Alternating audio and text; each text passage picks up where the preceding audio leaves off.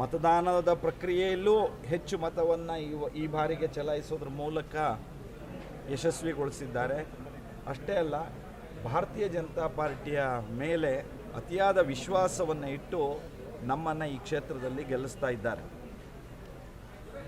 ನಾನು ಈ ಗೆಲುವಿಗೆ ಮೊಟ್ಟ ಮೊದಲು ಕಾರಣೀಕರ್ತರಾದಂತಹ ಮತದಾರರಿಗೆ ನನ್ನ ಅಭಿನಂದನೆಗಳನ್ನು ಮತ್ತು ಕೃತಜ್ಞತೆಯನ್ನು ಮತ್ತೆ ನಾನು ಸಲ್ಲಿಸ್ತೇನೆ. ನಮ್ಮ ಪಕ್ಷದ ಕಾರ್ಯಕರ್ತರು, ಭಾರತೀಯ ಜನತಾ ಪಾರ್ಟಿಯ ನಮ್ಮೆಲ್ಲ ನಾಯಕರು ಮತ್ತು ಕಾರ್ಯಕರ್ತರು ಒಂದು ಅವಿರತವಾದಂತಹ ಪರಿಶ್ರಮವನ್ನು ಈ ಗೆಲುವಿನಲ್ಲಿ ಅವರು ಶ್ರಮ ಇರೋದನ್ನು ನಾನು ಗುರುತಿಸ್ತೀನಿ ಮತ್ತು ಅದನ್ನು ಗೌರವಿಸ್ತೀನಿ. ಮತ್ತೊಮ್ಮೆ ತಮ್ಮ ಮುಖಾಂತರ ಇಷ್ಟು ಒಳ್ಳೆ ರೀತಿಯಂತ ಲ್ಯಾಂಡಿಂಗ್ ಮಾಡಿಸಿದಂತ, ಇಷ್ಟು ಒಳ್ಳೆ ರೀತಿಯಂತ ಒಂದು ಅಂತರವನ್ನು ಕೊಟ್ಟಂತ ನಮ್ಮ ಶಿವಮೊಗ್ಗ ಜಿಲ್ಲೆಯ 7 ವಿಧಾನಸಭಾ ಕ್ಷೇತ್ರ, ನಮ್ಮ ಬೈಂದೂರು, ಉಡುಪಿ ಜಿಲ್ಲೆಯ ಬೈಂದೂರು ಕ್ಷೇತ್ರ, ಈ 8 ವಿಧಾನಸಭಾ ಕ್ಷೇತ್ರದ ಶಿವಮೊಗ್ಗ ಕ್ಷೇತ್ರದ ಕಾರ್ಯಕರ್ತರಿಗೆ, ಮತದಾರ ಬಂಧುಗಳಿಗೆ, ಪಕ್ಷದ ಮುಖಂಡಗಳಿಗೆ, ವಿಶೇಷವಾಗಿ ಶಕ್ತಿ ತುಂಬಿದಂತ ನರೇಂದ್ರ ಮೋದಿಜಿಯವರ ಚುನಾವಣಾ ನಾಮಿನೇಷನ್ ಸಂದರ್ಭದಲ್ಲಿ ಏನು ಬಂದೋದ್ರು, ಅದಾದ್ಮೇಲೆ ರೈತ ನಾಯಕ ಯಡಿಯೂರಪ್ಪ ಸಾಹೇಬ್ ಏನು ಬಂದೋದ್ರು, ನಮ್ಮ ರಾಜ್ಯಾಧ್ಯಕ್ಷ ವಿಜೇಂದ್ರ ಅವರು, ಮತ್ತೆ ಇಲ್ಲಿರುವಂತಹ ನಮ್ಮ ಎಲ್ಲ ಶಾಸಕರು, ವಿಧಾನ ಪರಿಷತ್ ಸದಸ್ಯರು, ಪಕ್ಷದ ನೇತೃತ್ವ, ಸಂಘಟನೆ ನೇತೃತ್ವ ಆಶೀರ್ವಾದವಾಗಿ ಇವತ್ತು ನನ್ನನ್ನು ಭಾರತೀಯ ಜನತಾ ಪಾರ್ಟಿಯಲ್ಲಿ ಅಭ್ಯರ್ಥಿಯನ್ನು ಮಾಡಿದಂಥ ಸಂದರ್ಭದಲ್ಲಿ, ಇವತ್ತು ನಾನು ಬೆಳಗಾವಿಗೆ ಬಂದಂಥ ಸಂದರ್ಭದಲ್ಲಿ ಇಲ್ಲಿಯ ನಮ್ಮ ಶಾಸಕರು, ಮಾಜಿ ಶಾಸಕರು ಮತ್ತು ಎಲ್ಲ ನಾಯಕರುಗಳು, ಜಿಲ್ಲಾ ನಾಯಕರುಗಳು ಮತ್ತು ಕಾರ್ಯಕರ್ತರು, ಪದಾಧಿಕಾರಿಗಳು, ಪ್ರತಿಯೊಂದು ತಾಲೂಕಿನ ಅಧ್ಯಕ್ಷರು ಎಲ್ಲರೂ ಕೂಡಿಕೊಂಡು ಭಾಳ ಅತ್ಯಂತ ಜಗದೀಶ್ ಶೆಟ್ಟರ್ ನಮ್ಮ ನಾಯಕರು, ಮಾಜಿ ಮುಖ್ಯಮಂತ್ರಿ, ಅದಕ್ಕೆ ಅವರಲ್ಲಿ ಗೆಲ್ಲಿಸಬೇಕು ಅನ್ನುವಂಥ ಹಠ ತೊಟ್ಟು ಗಟ್ಟಿಯಾಗಿ ನಿಂತು ನನ್ನ ಜೊತೆ ಇವತ್ತು ಜನರ ಜೊತೆಗೆ ವಿಚಾರದಲ್ಲಿ ತೊಡಗಿ ಜನರ ಕನ್ವಿನ್ಸ್ ಮಾಡಿ ಇವತ್ತು ಭಾರತೀಯ ಜನತಾ ಪಾರ್ಟಿ ಶಕ್ತಿ ಅನ್ನೋಂಥ ತೋರಿಸುವಂಥ ಕೆಲಸ ಮಾಡಿದರು.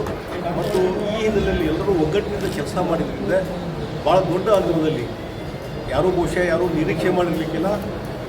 ಹಿಂದೆ ನನಗೆ ಸಾಕಷ್ಟು ಸಲ ಮಾಧ್ಯಮ ಮಿತ್ರರು ಮತ್ತೊಬ್ಬರು ಕೇಳಿದಾಗೂ ನಾವು ಒಂದೇ ಮಾತು ಹೇಳಿದ್ದೆ, ದೊಡ್ಡ ಅಂತರದಲ್ಲಿ ನಾನು ಗೆಲ್ತೀನಿ ಅನ್ನೋಂಥ ಮಾತನ್ನು ಯಾವಾಗಲೂ ಹೇಳ್ತಾ ಇದ್ದೆ. ಅದೇ ರೀತಿ 1,75,000ಕ್ಕೂ ಹೆಚ್ಚು ಮತಗಳ ಅಂತರದಿಂದ ಗೆಲ್ಲಿಸಿದ್ದಾರೆ. ಜನರ ಆಸೆ ಇತ್ತು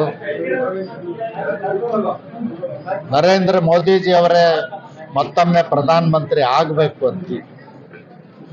ಜನ ಇವತ್ತು ನರೇಂದ್ರ ಮೋದಿಜಿ ಅವರ 10 ವರ್ಷದ ಆಡಳಿತವನ್ನು ನೋಡಿ 3ನೇ ಬಾರಿಗೆ ಬಹುಮತವನ್ನು ಇವತ್ತು ತಂದು ಕೊಟ್ಟಿದ್ದಾರೆ. ನಾನು ಈ ಸಂದರ್ಭದಲ್ಲಿ ನಮ್ಮ ಪಕ್ಷದ ವರಿಷ್ಠರಿಗೆ, ರಾಜ್ಯದ ನಾಯಕರುಗಳಿಗೆ, ಚಿತ್ರದುರ್ಗ ಲೋಕಸಭಾ ಕ್ಷೇತ್ರದ ಎಲ್ಲ ಕಾರ್ಯಕರ್ತರಿಗೆ, ಪದಾಧಿಕಾರಿಗಳಿಗೆ, ಅಧ್ಯಕ್ಷರಿಗೆ, ವಿಶೇಷವಾಗಿ ನನಗೆ ಸಹಕರಿಸಿದಂಥ ಮತದಾರ ಬಂಧುಗಳಿಗೆ, ಮತ ಹಾಕಿ ಆಶೀರ್ವಾದ ಮಾಡಿರ್ತಕ್ಕಂಥ ಎಲ್ಲ ಬಂಧುಗಳಿಗೆ ನಾನು ಕೃತಜ್ಞತೆಗಳನ್ನು ಸಲ್ಲಿಸಲಿಕ್ಕೆ ಬಯಸ್ತೇನೆ. ಸಂಸತ್ತಿನಲ್ಲಿ ಕರ್ನಾಟಕವನ್ನು, ಬೆಂಗಳೂರನ್ನು ಪ್ರತಿನಿಧಿಸುವಂಥ ಅವಕಾಶವನ್ನು ಕ್ಷೇತ್ರದ ಜನ ಮಾಡಿಕೊಟ್ಟಿದ್ದಾರೆ. 2.25 ಲಕ್ಷ ಮತಗಳ ಅಂತರದಿಂದ ಮತ್ತೊಮ್ಮೆ ಆಶೀರ್ವಾದ ಮಾಡಿ ನರೇಂದ್ರ ಮೋದಿ ಅವರನ್ನ ಮತ್ತೆ ದೇಶದ ಪ್ರಧಾನಿಯನ್ನಾಗಿ ಮಾಡಬೇಕು. ಭಾರತೀಯ ಜನತಾ ಪಾರ್ಟಿ ನೇತೃತ್ವದ NDA ಒಕ್ಕೂಟವನ್ನು ಮತ್ತೆ ಅಧಿಕಾರಕ್ಕೆ ತರಬೇಕು. ಕಳೆದ 10 ವರ್ಷದಿಂದ ನಡೆದಿರುವಂತಹ ಅಭಿವೃದ್ಧಿಯ ಕೆಲಸ ದೇಶದಲ್ಲಿ ಮತ್ತೆ ಮುಂದುವರಿಬೇಕು. ಇದು ನನ್ನ ಗೆಲುವಲ್ಲ, ಇದು ನಮ್ಮ ದಕ್ಷಿಣ ಕನ್ನಡ ಜಿಲ್ಲೆಯ ಸಂಘಟನೆಯ ಕಾರ್ಯಕರ್ತರ ಗೆಲುವು. ಇದು ನಮ್ಮ ವಿಚಾರ ಹಿಂದುತ್ವದ ಗೆಲುವು. ಇದು ನಮ್ಮ ಭಾರತೀಯ ಜನತಾ ಪಾರ್ಟಿಯ ಜಿಲ್ಲಾ ಅಧ್ಯಕ್ಷರಿಂದ ಹಿಡಿದು ಬೂತ್ ಮಟ್ಟದ ಕಾರ್ಯಕರ್ತರವರೆಗಿನ ನಮ್ಮೆಲ್ಲ ಸಂಘಟನೆಯ ಗೆಲುವು. ಇದು ನಮಗೆ ಇವತ್ತು ಅತ್ಯಂತ ಖುಷಿ ಆಗ್ತಾ ಇದೆ. ಸತ್ಯ, ಧರ್ಮ, ನ್ಯಾಯದ ಆಧಾರದಲ್ಲಿ ನಾವು ಹಿಂದುತ್ವದ ಆಧಾರದಲ್ಲಿ ಈ ಜಿಲ್ಲೆಯಲ್ಲಿ ಚುನಾವಣೆಯನ್ನು ಎದುರಿಸಿದ್ದೇವೆ. 10 ವರ್ಷದಲ್ಲಿ ಮಾಡಿರುವ ಕೆಲಸ, ಅಭಿವೃದ್ಧಿ ಕೆಲಸ ಇರ್ಬೋದು, ಸಮಾಜಮುಖಿ ಕೆಲಸ ಇದೆ, ಭಾರತದ ಪಾರಂಪರ್ಯ ಸಂರಕ್ಷಣೆ ಇದೆ. ಅದರ ಜೊತೆಗೆ ಇಲ್ಲಿ ಮೈಸೂರು ಕೊಡಗು ಕ್ಷೇತ್ರದಲ್ಲಿ ನಮ್ಮ ಮೈತ್ರಿನೂ ಕೂಡ ನಮಗೆ ಲಾಭ ಆಗಿದೆ.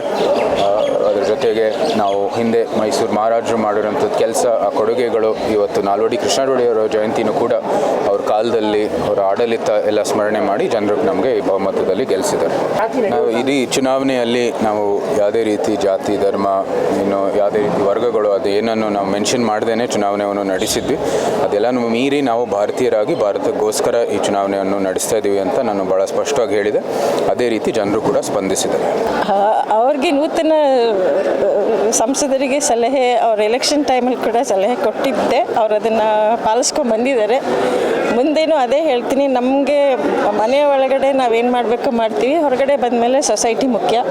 ಅದರಲ್ಲಿ ಯಾವ್ಯಾವ ಇದಕ್ಕೆ ಪ್ರಾಮುಖ್ಯತೆ ಕೊಡಬೇಕು ಅದ್ರ ಪ್ರಕಾರ ಮಾಡ್ಕೊಂಡು ಹೋಗಿ. ಜೊತೆಗೆ ಟೀಕೆ ಬರುತ್ತೆ, ಟೀಕೆಗಳಂತೂ ಕೆಲವು ಸಕಾರಾತ್ಮಕ ಟೀಕೆ ಬರುತ್ತೆ, ಕೆಲವು ನಕಾರಾತ್ಮಕ ಟೀಕೆ ಬರುತ್ತೆ. ಎರಡನ್ನೂ ತಗೋಬೇಕು. ನಕಾರಾತ್ಮಕ ಬಂದರೂ ತಗೋಬೇಕು, ಸಕಾರಾತ್ಮಕ ಬಂದರೂ ತಗೋಬೇಕು. ಟೀಕೆ ತುಂಬ ಮುಖ್ಯ. ಟೀಕೆ ಬರದೇ ಹೋದರೆ ನೀವು ಇಂಪ್ರೂವ್ ಆಗಲ್ಲ. ಸೊ ಟೀಕೆ ಬರಲೇಬೇಕು. ಎಲ್ಲ ಕಡೆಯಿಂದನೂ ಟೀಕೆ ಬರಲಿ. ಅವ್ರು ಅದನ್ನು ಎದುರಿಸ್ತಾರೆ. ಎದುರಿಸಿ ಅದನ್ನು ಮುಂದಕ್ಕೆ ಅದೇನು ಸರಿ ಮಾಡ್ಕೋಬೇಕು ಮಾಡ್ಕೊಂಡು ಹೋಗ್ತಾರೆ ಅಂತ ಭರವಸೆ ಇದೆ.